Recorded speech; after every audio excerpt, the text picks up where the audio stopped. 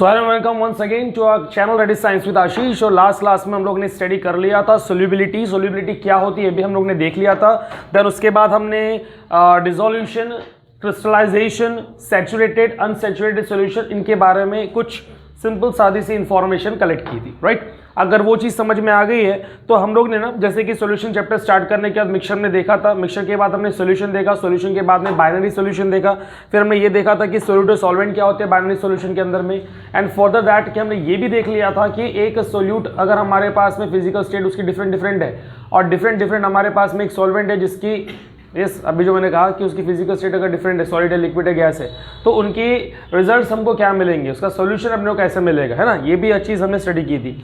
अब हमको solubility term के अंदर में ये देखना है कि मेरे पास में सॉलिड है, यहाँ पर सॉलिड को किसमें डाला है मैंने, दूसरे सॉलिड में डाला हुआ है, राइट। यहाँ पे जैसे कि टाइटल दिया गया हमारे पास में कि सॉलिड को मैंने किसमें डाला है, दूसरे सॉलिड के अंदर में डाला है। मतलब क्या है, एक मेरे पास में सोल्यूट है, दूसरा मेरे पास में क्या है, सॉल्वेंट है।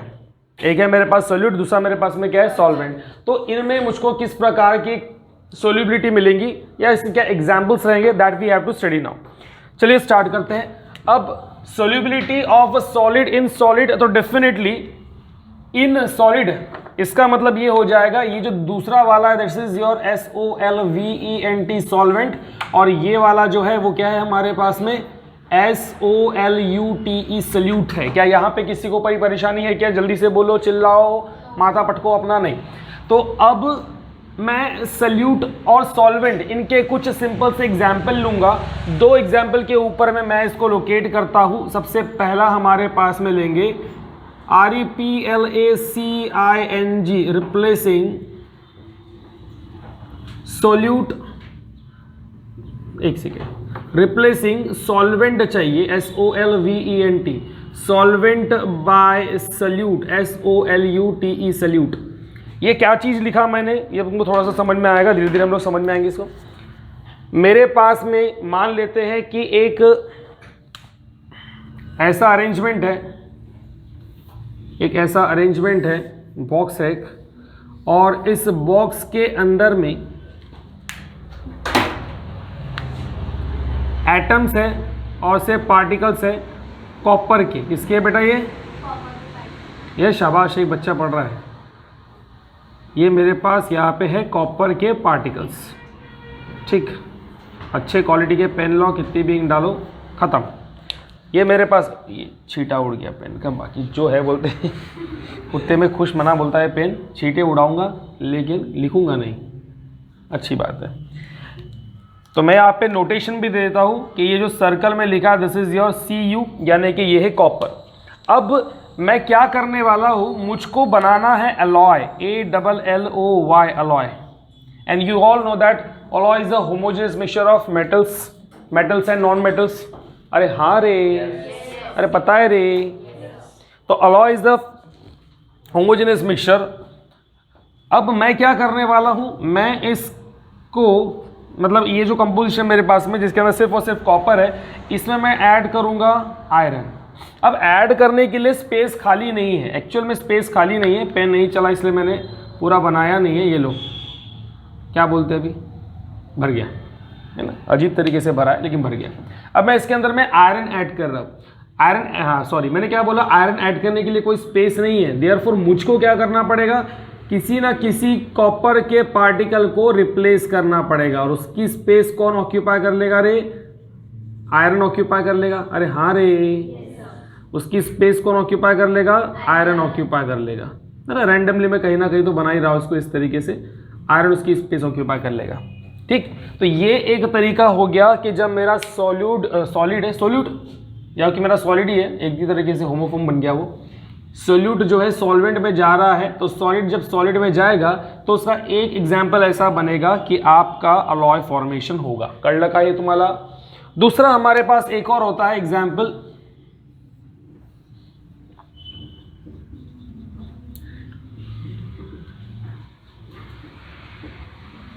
Interstitial solid. में स्पेलिंग सही लिखा गया इंटरस्टिशियल की? अरे सही लिखा क्या? कभी कभी हो जाती है गलती, कितने बार भी इस माथा पट को समझ में नहीं आता कि सही लिखा गलत लिखा है। तो मेरे पास में दूसरा होता है इंटरस्टेशियल सॉलिड। देखो जी, हमने अभी अभी ताजे में सॉलिड स्टेट कंप्लीट किया है। अरे हाँ, हमने अभी अभी क्या किया है, ताजे में सॉलिड स्टेट को कंप्लीट किया है। सॉलिड स्टेट में हमने इंटरस्टेशियल डिफेक्ट पढ़ा था, याद आ रहा है? इंटरस्टेशियल डिफेक्ट पढ़ा था। हमने आपको बताया था इंटरस्टेशियल वो जगह होती है जो कि खाली जगह होती है ना, जहां पर भी आपके पास में पार्टिकल्स रहेंगे, पार्टिकल्स के बीच में जो खाली जगह रहेंगी वो रहेगा हमारे पास में इंटरस्टेशियल स्पेस। तो बनाते हैं यहाँ पर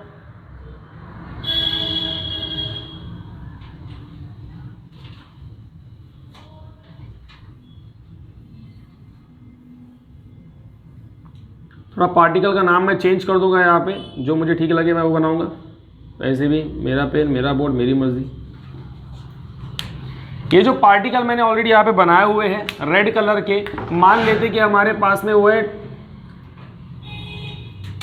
टंगस्टन। टंगस्टन इसका सिंबल W, मालूम है ना? ठीक है ना, टंगस्टन इसका सिंबल क्या है? W। अब मैं यहाँ पर क्या करता हूँ, या फिर मुझे यहाँ पे क्या नज़र आता है कि ये खाली जगह है, नज़र आ रही है खाली जगह। ये खाली जगह मैं किसी ना किसी से ऑक्यूपाई करवाना चाहूँगा, और मेरे पास में आता है यहाँ पर C, कार्बन। कौन है कार्बन? कौन है कार्बन? भैया ये चीज़, ये जो कार्बन चीज़ है, ये क्या करेंगी? It will occupy the intermediate space between the tungsten. समझ में आ रहा है क्या? जो कुछ भी इंटरस्टेशियल स्पेस तुमको नजर आ रही है, ऐसी खाली जगह पर ये हमारा कार्बन बाबू जो है अपना जगह बनाकर बैठ जाएगा। प्रधानमंत्री निवास योजना के अंतर्गत बीच में जो खाली जगह मिल रही है वहां पे वो अपना घर बना लेगा। मित्रों, समझा क्या? नहीं समझा? ओके, तो ये हमारे पास बना लेता है टंगस्टन कार्बाइड कहते हैं इसको। क्या कहते हैं इसको?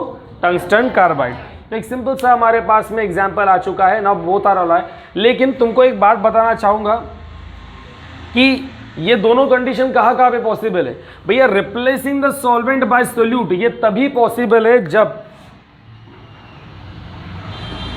Particle size of solute and solvent एक तो वो इक्वल हो या फिर इक्वल एंड सिमिलर हो। समझा के क्या बोला मैंने?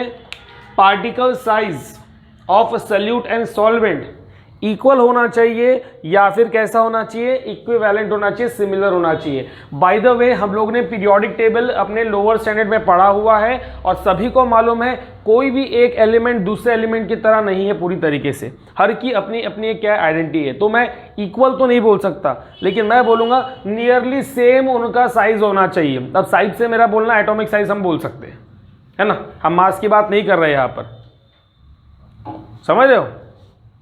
ऐसा कहीं तो पढ़ा था मैंने, a spoon full of neutron star, एक चम्मच न्यूट्रॉन सॉल्ट 10,000 पृथ्वी के वजन के बराबर है।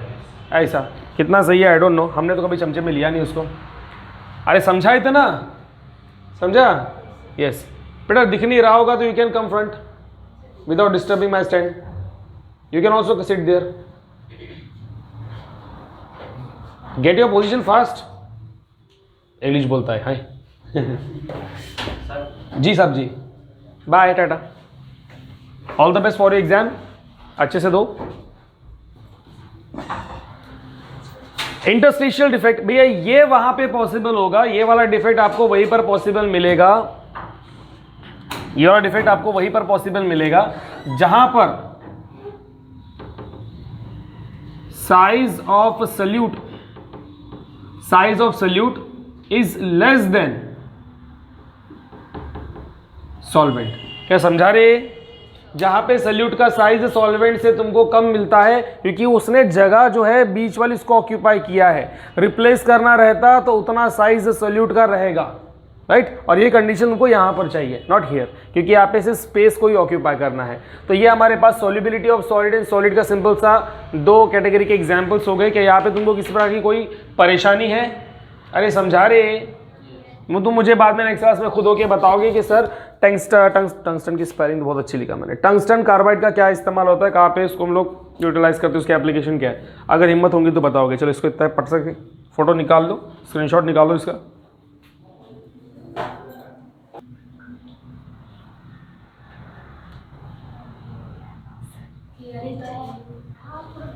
आए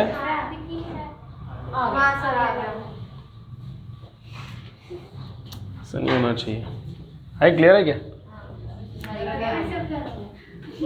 सब हो जाता है वो वायर में 2 मिनट में आ जाता है। ऐसे ही हो रहा है।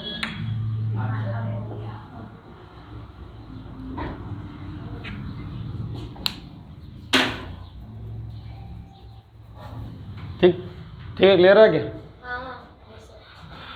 तो पहला वाला हम लोग ने देख लिया, कौन सा वाला? Solubility of solid in solid. अभी हम लोग देखेंगे solubility of solid in what? Liquid.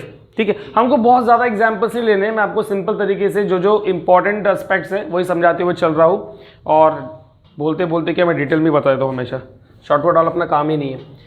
Solubility of solid in liquid. अब सॉलिड को अगर आपको लिक्विड में डिजोल्व करना है, सॉलिड को अगर आपको लिक्विड में डिजोल्व करना है तो उसके कुछ कंडीशंस होते हैं या फिर उसके कुछ फैक्टर्स होते हैं, important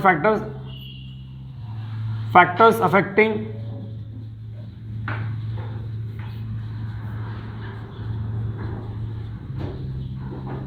solubility of solid in liquid. Factors affecting solubility of solid in liquid. अगर लिक्विड के अंदर में उसको डिसॉल्व होने का तो कौन कौन से फैक्टर होते हैं? पहला तो हमारे पास फैक्टर होता है बेटा नेचर ऑफ सल्यूट, दूसरा नेचर ऑफ सॉल्वेंट, तीसरा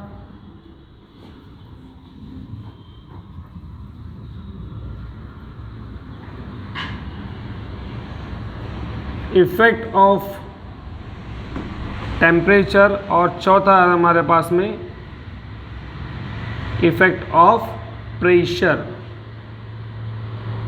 ये 4 इंपॉर्टेंट पॉइंट है जिसके ऊपर में सोल्युबिलिटी डिपेंड करती है, सॉलिड की लिक्विड के अंदर में सोल्युबिलिटी डिपेंड करती है।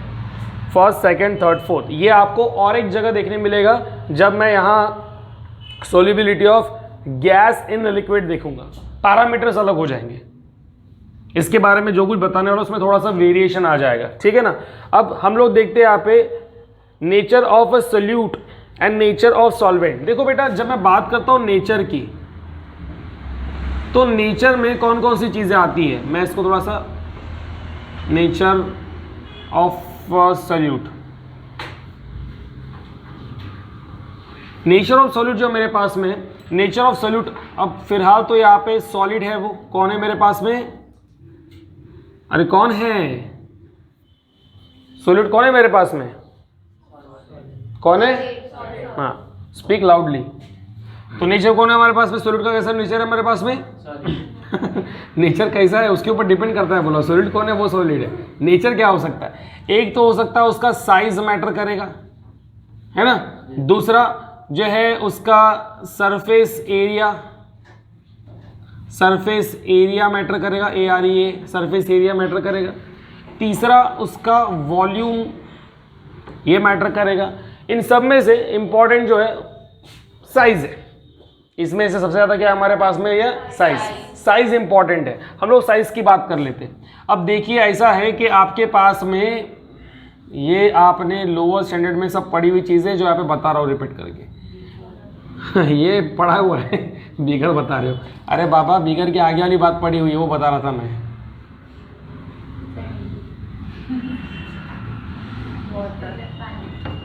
किसने? तुमको कैसे पता इसके अंदर मैंने पानी डाला हुआ है? हमेशा पानी रहता क्या? इस बार कुछ और ले लूँ तो? पानी है क्या ये? चलो तुम्हारी मर्जी, तुम्हारा दिन है, एक दिन तो तुमको मैं हराऊंगा। तो ये 2 मेरे पास में कंडीशन ले लिए। एक है हमारे पास में ऐसा, जब पहले तो बीकर की बात कर रहा हूँ ना, मैंने यहाँ पर दोनों के अंदर में सॉल्ट डालना है। क्या डालना है? यहाँ पर जो सॉल्ट है वो मेरे पास में क्लम्प है, कैसा हार्ड रॉक के फॉर्म में है, और यहाँ पर मेरे पास जो सॉल्ट है वो कैसा है? पाउडर के फॉर्म में है। किस फॉर्म में है? पाउडर के फॉर्म में। सो यहाँ पर मेरे पास में रॉक के फॉर्म में, ये गाड़ी का पोंगा कुछ ज़्यादा ही बड़ा है। और यहाँ पर किस फॉर्म में? पाउडर के फॉर्म में। Now tell me one thing कि ये जल्दी डिसॉल्व होगा या ये जल्दी डिसॉल्व होगा? है ना, पाउडर वाला आपको जल्दी डिसॉल्व होते हुए मिलेगा, राइट। और वही चीज़ साइज जो है आपको सरफेस एरिया के बारे में भी इंफॉर्मेशन देती है। साइज जो है सरफेस एरिया के बारे में भी इंफॉर्मेशन देती है। एक छोटा सा आपको एग्जांपल बताता हूँ कि सरफेस एरिया, मैं यहाँ पर एक चीज़ लिखता हूँ, यहाँ पर ये अपना नंबर 1 शुरू है। नंबर 1, जब कभी भी किसी भी मैटर का साइज छोटा होता है तो उसका सरफेस एरिया जो है वो बढ़ता है। क्या ये तुमको पता है? क्या ये तुमको पता है?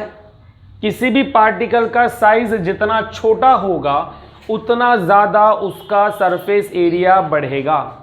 जितना ज़्यादा उस पार्टिकल का साइज, जितना छोटा उस पार्टिकल का साइज होगा उतना ज़्यादा उसका सरफेस एरिया बढ़ेगा, और जितना बड़ा पार्टिकल रहेगा उतना ज़्यादा उसका सरफेस एरिया कम रहेगा। आप बोलोगे सर कुछ भी बोलते क्या, ये पार्टिकल है छोटा और ये पार्टिकल है बड़ा, सर मुझे तो इसका सरफेस एरिया बहुत बड़ा दिख रहा है। अरे इसका तो ये दोनों सच है ना।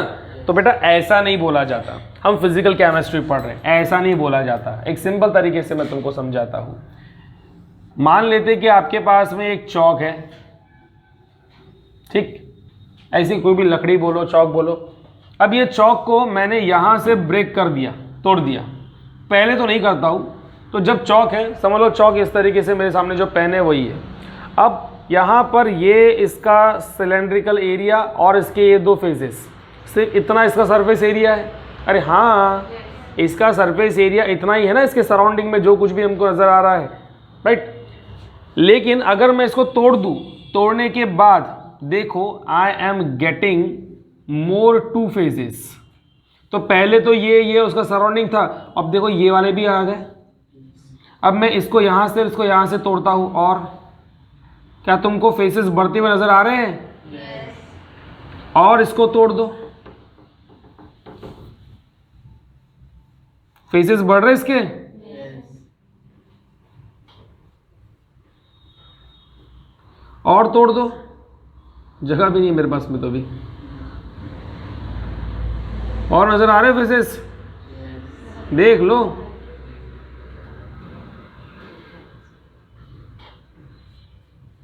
है ना। हालांकि मुझे अब बनाने की जरूरत नहीं, आपको समझ में आ गया कितना सरफेस एरिया बढ़ गया बाबू, बराबर है कि नहीं। तो जितना छोटा पार्टिकल साइज होगा उतना सरफेस एरिया बढ़ेगा ना। तो तुम एक पार्टिकल के बारे में क्यों सोच रहे हो? तुम ये क्यों नहीं सोच रहे अरे भैया ये वही नमक है, लेकिन इसको जब टुकड़ों में डाल दिया तो इसका सरफेस एरिया बढ़ गया, है ना। इसका जब इतना बड़ा मैंने क्लम्प इसके अंदर में डाला पानी के अंदर में, तो ये इसका सरफेस एरिया जो तुमको नजर आ रहा है, इसके कंपैरिजन में जब मैं इसको ग्राइंड करता हूँ, जब मैं इसको पीसता हूँ, जब मैं उसको किस करता हूँ किस करता हूँ, मतलब किसता हूँ। अब किसना, ऐसा किसने में और बोलने में फर्क हो जाता है, बराबर है। खोबरा किस, आज किस डे है? खोबरा किस डे ओके। तो भी आज परफ्यूम डे है, तुम और तुम्हारे Valentine's days. Okay okay okay okay, we are here online also, so control your language. तो ये तुम्हारे पास में सॉल्ट है, और सॉल्ट का मैंने क्या कर दिया भैया, छोटे पार्टिकल कर दिया। तो ये वही चीज़ थी। अगर मैं एक और इन्फॉर्मेशन यहाँ पे ऐड कर दूँ, ये 10 ग्राम है और ये भी मेरे पास में कितना है, 10 ग्राम है, तो भैया वही चीज़ हो जाएंगी आपके पास में। मास तो सेम है, लेकिन सरफेस एरिया क्या हो गया, बढ़ गया। तो मैंने आपको जो बताया साइज मैटर करता है। जो हमारे पास में साइज रहेगा कम तो फिर हमारा सरफेस एरिया रहेगा ज़्यादा। परिवार होगा छोटा तो खुशियाँ होंगी बड़ी, डिमांड होगा कम तो सप्लाई होगा, बराबर है कि नहीं। हाँ बढ़िया, ये बातें हैं जो अपने लाइफ के साथ में ज़्यादा जुड़ी हुई है। तो क्या बात समझ में आ रही है भैया जी? क्या यहाँ पे किसी प्रकार की कोई तुमको टेंशन नहीं है ना। तो नेचर ऑफ सोल, अब देखो कैसा है कि जब ये चीज़ इसके अंदर में जाएंगी, जब ये मेरे पास में सॉल्ट पार्टिकल इसके अंदर में जाएंगे, तो डिजोल्व क्यों हो रहे हैं वो तो हमने को पता करने का ही रह गया ना। ये सिर्फ सरफेस बढ़ा, क्या बढ़ा, सरफेस बढ़ा। तो सरफेस बढ़ने की वजह से डिसोल्यूशन कैसा बढ़ रहा है, एक पार्टिकल जो है ये पानी के अंदर में है,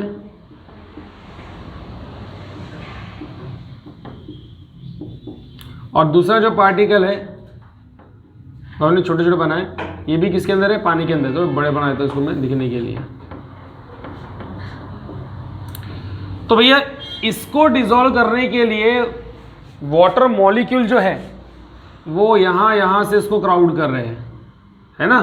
वाटर मॉलिक्यूल इसको क्या कर रहे हैं, हर जगह से क्या कर रहे हैं, क्राउड कर रहे हैं। ठीक है, अब यहाँ पर एक पार्टिकल के अराउंड में वाटर मॉलिक्यूल, यहाँ पर इस पार्टिकल के अराउंड में वाटर मॉलिक्यूल, देन इस पार्टिकल के अराउंड में वाटर मॉलिक्यूल। मतलब जितने छोटे पार्टिकल है उतने पार्टिकल की या फिर उस पार्टिकल के सराउंडिंग में तुमको देखो इतने वाटर मॉलिक्यूल, यहाँ पर इतने वाटर मॉलिक्यूल, यहाँ इतने दिख रहे हैं। मतलब एक पार्टिकल को डिसॉल्व करने के लिए बहुत सारे वाटर मॉलिक्यूल हैं, और यहाँ पे एक बड़े क्लम को ही डिसॉल्व करने के लिए बहुत सारे वाटर मॉलिक्यूल को एक ही जगह वर्क करना पड़ रहा है। तो ये वाला टुकड़ों टुकड़ों में जल्दी डिसॉल्व हो जाएगा as compared to this one.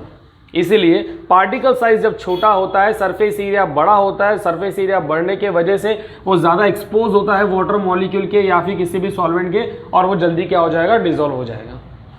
जो भी हमारे खड़े मसाले होते सब्जी बनाते समय पर हम पीस के डालते हैं, है ना। अदरक भी देखो कूट के हम लोग चाय में डालते हैं, राइट। जितना ग्राइंडिंग साइज रहेगा, जितना छोटा साइज रहेगा, उतना ज़्यादा उसमें क्या होगा,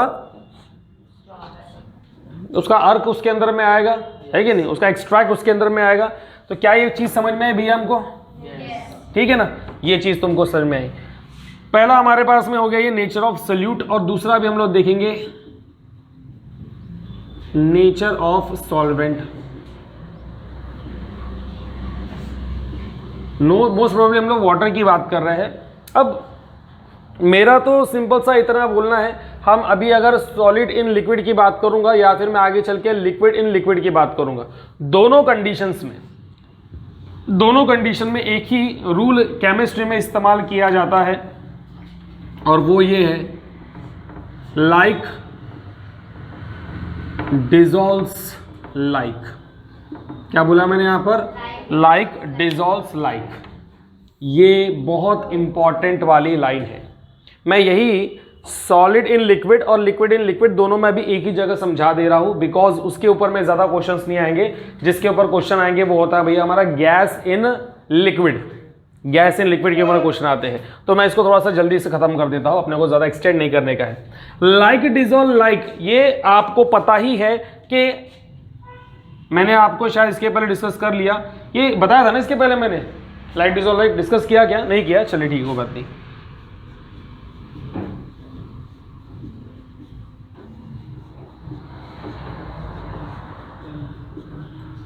ये है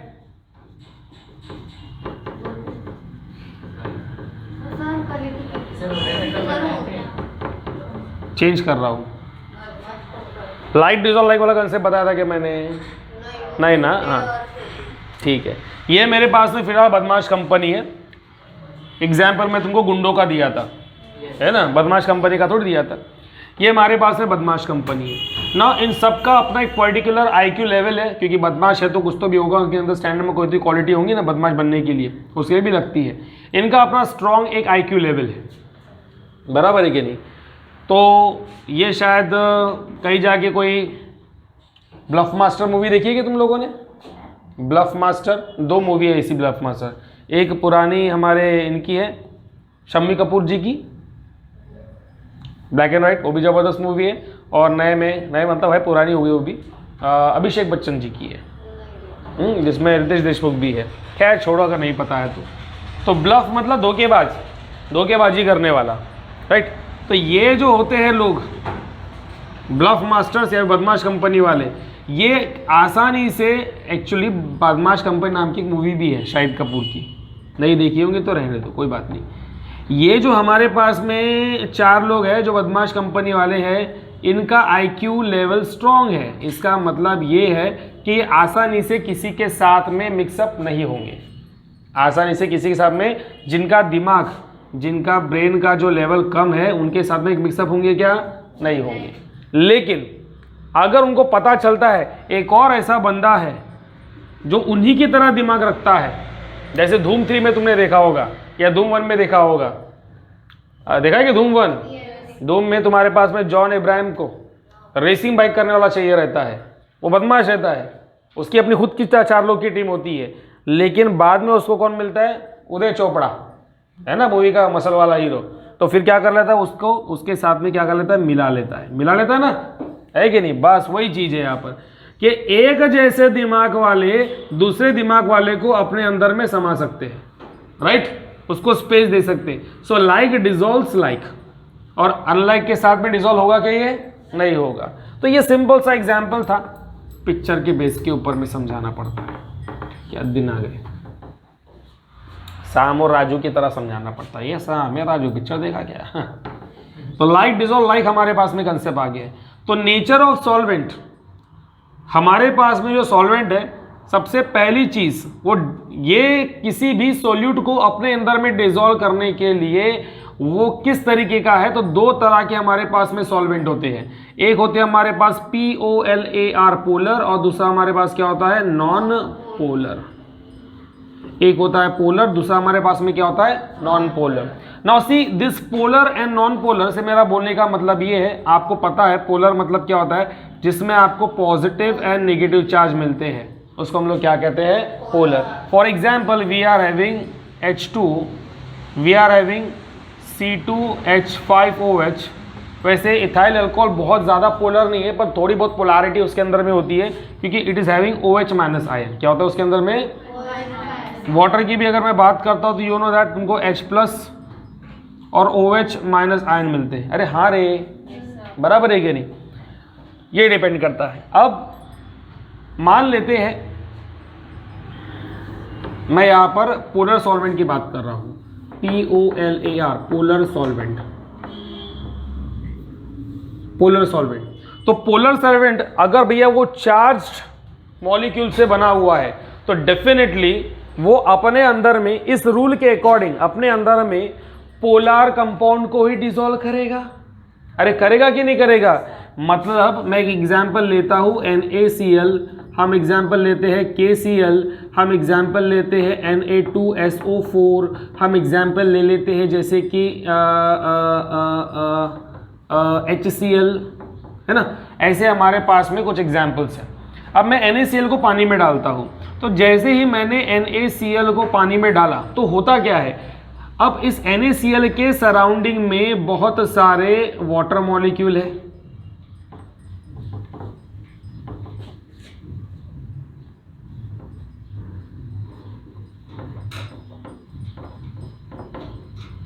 है ना। मैं फिलहाल 2-3 ही बना रहा हूं, ज्यादा नहीं बनाता हूं। इस NaCl के सराउंडिंग में क्या है? बहुत सारे वाटर मॉलिक्यूल है। आता काय होऊन जाणार इकडे, आता इथं काय होऊन जाणार, जैसे ही NaCl पानी में जाता है इसके ऊपर आ जाते हैं बेटा पार्शियल पॉजिटिव चार्ज, और Cl के ऊपर आता है पार्शियल नेगेटिव चार्ज। भैया ये तो बात होगी किसकी? इस NaCl की।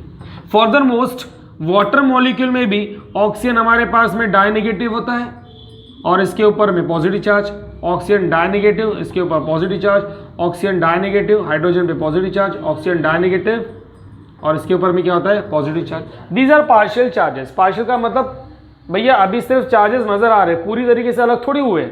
जब पूरी तरीके से अलग हो जाएंगे H+ और OH-, Na+Cl- पूरा चार्ज उसके ऊपर आएगा। और पार्शियल चार्जेस को हम लोग ना ऐसा डिनोट करते हैं, जैसे कि मेरे पास में अगर Na है,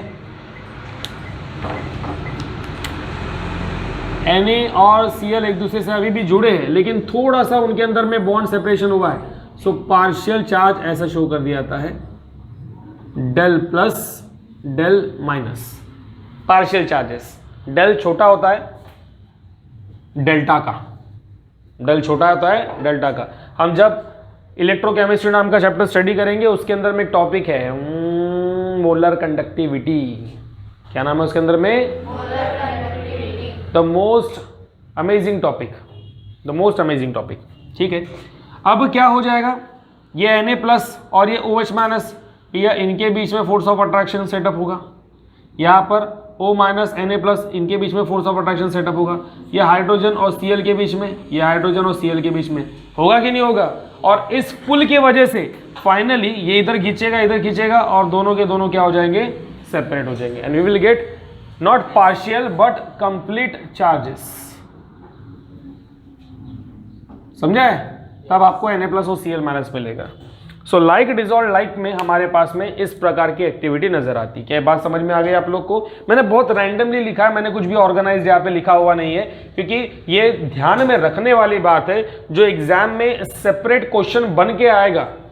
क्योंकि ये ट्रिकी को बातें हैं, ये आपको ध्यान में रखने के लिए होती है कि इसके बाद क्वेश्चन अगर ऑब्जेक्टिव बन जाता है तो आपको पता रहना चाहिए। तो मैं इसलिए मैं इसको थोड़ा सा रैंडमली लिख रहा हूँ।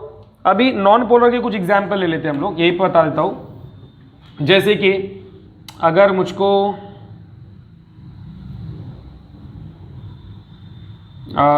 S8 सल्फर है, सल्फर जो होता है आसानी से डिसॉल्व हो जाता है तुम्हारा कार्बन डाइसल्फाइड के अंदर में। नॉन पोलर, ये भी नॉन पोलर।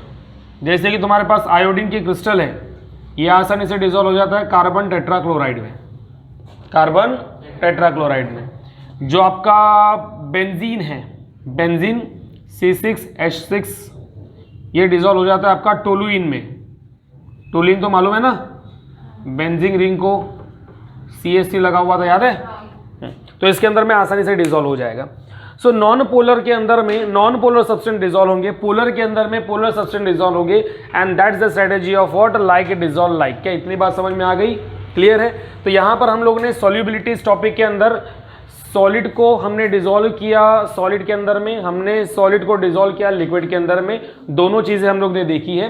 हाँ एक सेकेंड, इसमें दो चीजें रह गई है, effect of temperature, effect of pressure. जरा इसको भी पट से हम लोग देख लेते हैं और फिर इसके बाद जो आगे का टॉपिक है नेक्स्ट लेक्चर में देखेंगे। जल्दी पट से इसका फोटो निकाल लो।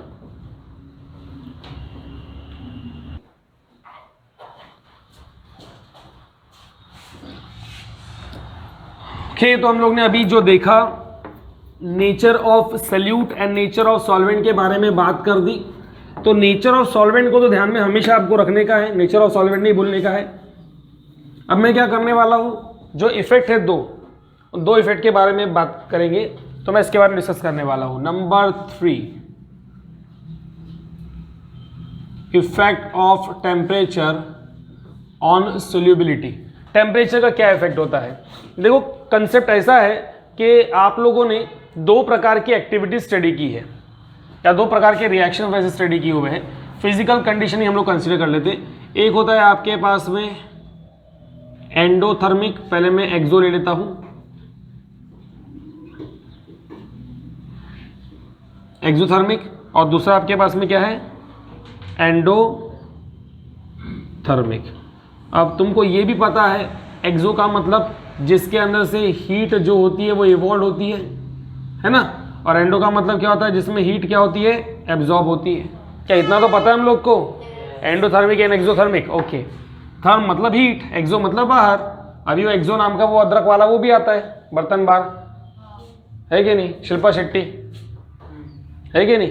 शिल्पा शेट्टी बर्तन को धोती है, हस्बैंड को धोना था। खैर छोड़ो, अपनी उसकी बात नहीं करेंगे, वैसे बात करेंगे एक्सोथर्मिक, और यहाँ पे हमारे पास में क्या है, एंडोथर्मिक। तो जनाबे वाले आली एग्जाम्पल लेंगे। एक्सो में हीट बाहर निकल रही है, तो मेरे पास कोई सोल्यूट है, सोल्यूट को मैं सॉल्वेंट में डिसॉल्व करता है, VENT, सॉल्वेंट में डिसॉल्व करता हूँ तो मुझको क्या मिलता है, सोल्यूशन मिलता है।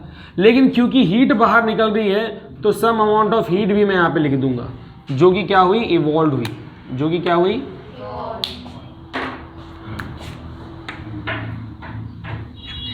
अब जनाबे वाली आली, यहाँ पर ध्यान ऐसा देना है कि सल्यूट जो है मेरे पास में, मान लेते हैं उसकी एनर्जी, हीट एनर्जी। देखो हीट एनर्जी का जो हीट है it is a kind of energy, और एनर्जी का यूनिट क्या होता है, जूल। हम ज़्यादा क्वांटिटी में लेंगे तो क्या लेंगे, किलो जूल, राइट। और हमारे पास जो पार्टिकल है वो छोटे छोटे कणों से मिलके, पार्टिकल ही बोला हुआ है, कोई भी मैटर छोटे पार्टिकल से मिलके बनता है, और हर पार्टिकल का अपना एक मोलर मास होता है ना। तो भैया मैं बोलूँगा 1 मोल के लिए कितना किलो जूल लगा, तो टोटल रहेगा हमारे पास में यूनिट किलो जूल पर मोल। हीट का यूनिट क्या बन जाएगा, किलो जूल पर मोल।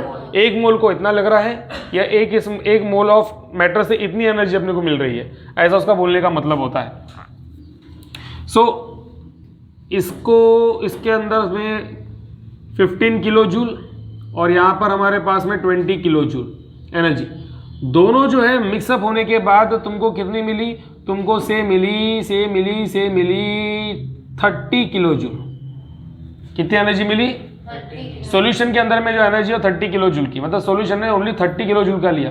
कितना बचा है, अरे कितना बचा, 5, yes 5 kilo joule energy atmosphere में रिलीज हुई। बोलने का मतलब है सोल्यूट और सॉल्वेंट को मिलाने के लिए 15 और 20 किलो जूल लगा, लेकिन सॉल्यूशन जब बना तो सॉल्यूशन को बनाने के लिए जो एनर्जी लगी वो ओनली कितनी लगी, 30 किलो जूल, और 5 किलो जूल जो एनर्जी है वो एटमॉस्फेयर में क्या हो गई, रिलीज हो गई। तो मुझे बताओ सॉल्यूशन बनाने के लिए एनर्जी लग रही है या एनर्जी बाहर निकल रही है, बाहर निकल रही है ना, सॉल्यूशन बनाने के लिए एनर्जी बाहर निकल रही है। इसका मतलब ये है कि मुझे सोल्यूट को सॉल्वेंट में डिसॉल्व करने के लिए कोई हीट देने की आवश्यकता है क्या, नहीं है ना, नहीं है। एग्जाम्पल आपको बहुत अच्छे से पता है एग्जाम्पल पे, जैसे कि मैंने कैल्शियम कार्बोनेट चूना पत्थर अगर मैं वाटर में डिसॉल्व करता हूँ तो मुझे उसका सॉल्यूशन मिलेगा, चूना सॉल्यूशन, और आपको पता है चूना पानी में डालने के बाद गर्म हो जाता है, पानी गर्म हो जाता है, सो हीट प्रोड्यूस होती है।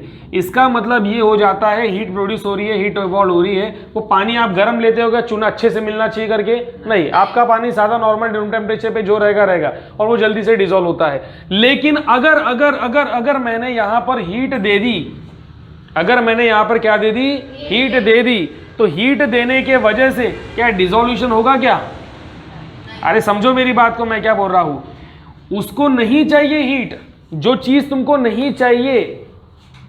अरे बाबा देखो, तुमको कैपेसिटी है 4 रोटी खाने की, 5 रोटी खा सकते क्या, नहीं, पर किसी ने तुमको जबरदस्ती रोटी खिलाई ही खिलाई, तो एक तो तुम ढंग से खाना खाओगे नहीं, या तो रोटी छोड़ दोगे। होता है ना किसी घर पे, याद है, अरे क्या खा, अरे नहीं ले उसको परोस, अरे खा, मन में बहुत गुस्सा आता है, बहुत गुस्सा, अरे नहीं हलकट नालक, नहीं बहुत गुस्सा आता है अपने को, लेकिन अपन नहीं बोल सकते ना, मेहमान है बाहर निकल गया इसके, तो निकलता है गुस्सा अलग तरीके से, अपने को नहीं चाहिए होता है, पर वो प्यार होता है, वो अपने को एक्सेप्ट करना चाहिए। तो प्यार परोस, रोटी खाए को, है कि नहीं, हाँ, इसके बाद बाहर जाके बढ़िया पान वान खिला दे बढ़िया, है कि नहीं, उसके अंदर ज़्यादा कत्था इलायची कम और उसके अंदर में सोप चमन ज़्यादा डाल के, 1 नंबर सोप डाल के, है ना, गुलाब जामुन नहीं, सॉरी गुलकंद डाल के, गुलाब जामुन नहीं, चेरी डाल के, राइट। सो यही चीज़ है ना, कि अगर हीट मैं सप्लाई करूँ, बंदे को हीट चाहिए ही नहीं, सॉल्यूशन बनने के लिए हीट चाहिए ही नहीं, लेकिन सॉल्यूशन में अगर मैंने सॉल्यूशन बनाने के लिए अगर हीट सप्लाई कर दिया, तो वहां पर क्या आपको सोल्यूबिलिटी मिलेंगी क्या, नहीं मिलेंगी। सो यही चीज है, इन case of exothermic solubility decreases with increase in temperature। क्या बात समझ में आई क्या, बेटा ये आपका नीट या जेई लेवल का क्वेश्चन है। ब्लैक पेन से लिखा, ब्लैक पेन से अंडरलाइन कर रहा हूं, कि जब आप टेम्परेचर बढ़ाओगे सोल्यूबिलिटी क्या हो जाएंगे, डिक्रीज होंगी। शॉर्ट में लिखता हूं यहां पर, सोल्यूबिलिटी को अगर एस दे दिया, वैसे एस ये सिंबल थर्मोडायनेमिक्स में इस्तेमाल करेंगे, एक एंट्रोपी नाम का टर्म है अपने पास। सोल्यूबिलिटी डिक्रीज होंगी जब टेम्परेचर क्या होगा, इंक्रीज होगा। ये फिलहाल सिर्फ ऐसा ही नोटेशन है, please do not take this as for solubility, ये सिर्फ फिलहाल के लिए हमने शॉर्ट में लिखा हुआ है। क्या इतना समझा क्या, कि यहाँ पे आपको दिक्कत है क्या, नहीं ना, इल्ले धनराज पिल्ले, ओके, ये समझ में आ गया। अब आखिरी का टॉपिक हम लोग आज का, नहीं शायद प्रेशर बचा हुआ है, एक्सोथर्मिक की, एंडोथर्मिक की बात करते हैं। अब कुछ हमारे पास में ऐसे सब्सटेंसेस होते हैं जिसको डिसॉल्व करने के लिए अपने को हीट की रिक्वायरमेंट होती है। मतलब मेरे पास में ऑलरेडी सोल्यूट है, सोल्यूट के अंदर, सोल्यूट को मैं सॉल्वेंट में डाल रहा हूँ और मुझे थोड़ी बहुत क्या सप्लाई करनी पड़ रही, हीट, तभी चल के मुझको क्या मिलेगा, सोल्यूशन मिलेगा। क्या मिलेगा, सोल्यूशन मिलेगा। अब मैं कोई किलो जूल के हिसाब से लिखने की ज़रूरत नहीं है, आपको समझ में आ गया। अगर चाहते हो तो लिख देता हूँ कि ये तुम्हारे पास में 10 किलो जूल, ये तुम्हारे पास में 15 किलो जूल और ये 5 किलो जूल। तो ये 5 किलो जूल की जब एनर्जी एब्जॉर्ब करेगा, जब एब्जॉर्ब करेगा तब चल के तुम्हारा क्या बनेगा, सॉल्यूशन बनेगा। सम अप करो, इसको कितना हो गया, 15 20 कितना 30 किलो जूल, सही है ना। टोटल 30 किलो जूल की उसको क्या लग रही है, एनर्जी लग रही है फॉर्मेशन के लिए, हीट सप्लाई। अब तो भैया यहाँ पे ऐसा हो गया कि तुम और अगर हीट सप्लाई करो फटाफट फटाफट क्या करेगा वो, और जल्दी बनेगा। फॉर एग्जाम्पल मैंने आपको बता दिया था शुगर का, याद है ना, शुगर को जब मैं वाटर में डालता हूँ और अगर मैं हीट देना शुरू कर दूँ तो सैचुरेशन पॉइंट आ भी जाए, उसके बाद और डिजोल्व होगा और थिक सॉल्यूशन बनेगा, है ना। इसके भी चाशनी, गुलाब जामुन की चाशनी बताई था मैंने, याद है कि नहीं। तो ये शुगर सॉल्यूशन, शुगर सॉल्यूशन बनाएगा, है ना। देखो SU GAR, श्योर, बस दो ही बताया मेरे को। तो यहाँ पे हम लोग करके इस्तेमाल करते हैं pronunciation. Why we are not going सू, वाई वी आर नॉट यहाँ पे प्रोनाउंसिंग सू, इससे कुछ रूल है, उससे कुछ रूल है, I don't know that rule, पर यहाँ पे तुमको बोलना पड़ेगा, है कि नहीं। शू बोलना, शू शू शू, ओके। SUE SU आता है, पता है, केस कर देना, पता है केस करने सी कहते हैं, I will see you on you. सुनने में अजीब लगता है, I will see you on you, लेकिन उसका मतलब क्या होता है, हाँ मैं तुम पे केस कर दूंगा। चलिए, क्या ये बात समझ में आ गई।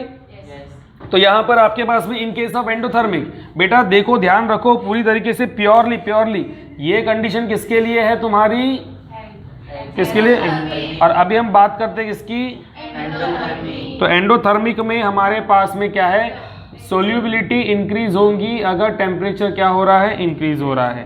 क्या इतना हमको समझ में आ गया। बेटा यही छोटी छोटी बातें हैं जो एग्जाम में आती है, मेरी नाक मत कटा देना, जितनी उतनी रहने दो, क्लियर। अब एक आखिरी चीज बताता हूं प्रेशर की, यहीं पर विदाउट इरेजिंग इट, शॉर्टकट में निपटा देंगे प्रेशर को यहीं पर। अब ये बोला गया कि मेरे पास में कोई सॉलिड है, मेरे पास में कोई लिक्विड है, इसको मैं क्या करने वाला हूं, मैं इसको लिक्विड में डिसॉल्व करने वाला हूं, तो मुझको प्रेशर देना है। क्या देना है उसको, प्रेशर देना है। तो सिंपली अगर मैं आपको बताता हूं, प्रेशर को फटाक से कंप्लीट कर देंगे। ये मेरे पास में कंटेनर है और इसके अंदर में लिक्विड है, क्या है, लिक्विड। और मैंने क्या किया, यहाँ पे सॉलिड पार्टिकल रखा हुआ है और ऊपर से मैं क्या दे रहा हूँ, प्रेशर दे रहा हूँ। क्या दे रहा हूँ, ऊपर से प्रेशर। एक ऐसा पिस्टन दे दिया और ऐसा ऊपर से दबा रहा हूँ। तो जनरली क्या होता है, ये दबेगा, ये हमारे पास में लेवल है लिक्विड का और ये सॉलिड है, ये अंदर जाने की कोशिश करेगा।